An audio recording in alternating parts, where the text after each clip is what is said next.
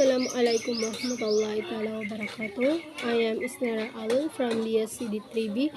So this is the continuation of Report of Bayaw. So let's go. So what is cooperative business principle? So cooperative businesses operate based on a set of principles that distinguish them from other types of businesses. These principles ensure that cooperative prioritize their needs and welfare of their members over profit. So, the International Cooperative Alliance or ICA has outlined the following 7 cooperative principles. So, the number one principle is voluntary and open membership. Cooperatives are open to all individuals willing to accept their responsibilities and membership without gender, social, racial, political, or religious discrimination. So, from the word open membership, ito is yung open siya sa isang tao na willing lang matanggap ang isang responsibilities as a member. So, number 2 is democratic member control. Cooperatives are democratic organizations controlled by their members who actively participate in setting policies and making decisions.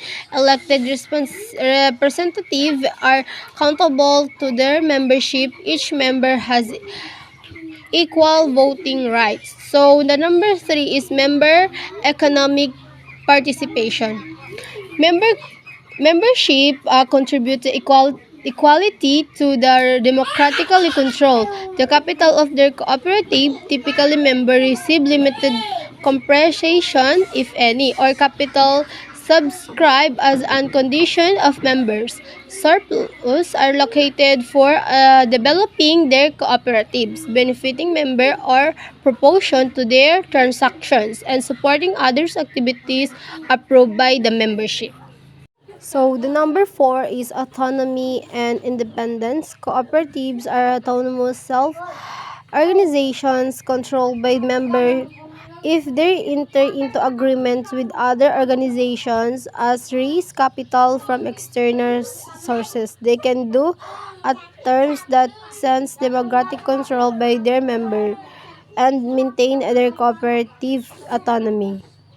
Number 5 is education, training, and information. Cooperative provide education and training for their membership. Number 6, cooperation among cooperative. Cooperative serve the member most effectively and strengthening the cooperative movement by working together through local, national, regional, and international structures. So this is dito naman is cooperation among cooperatives. So, dapat is, pag member ka ng isang cooperative, is dapat may cooperation ka to work as one. So, the last one is concern for community.